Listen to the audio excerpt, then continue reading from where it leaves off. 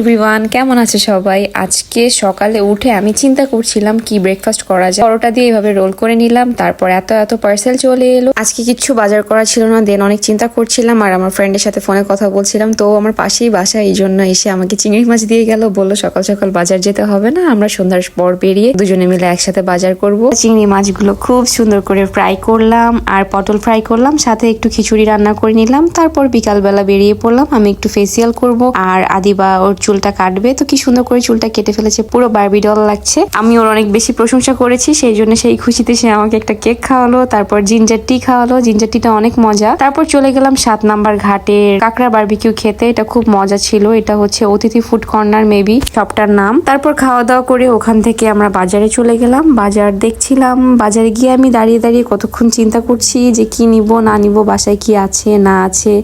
আমি জানি সবকিছুই, তারপরেও বাজারে গিয়ে এত ফি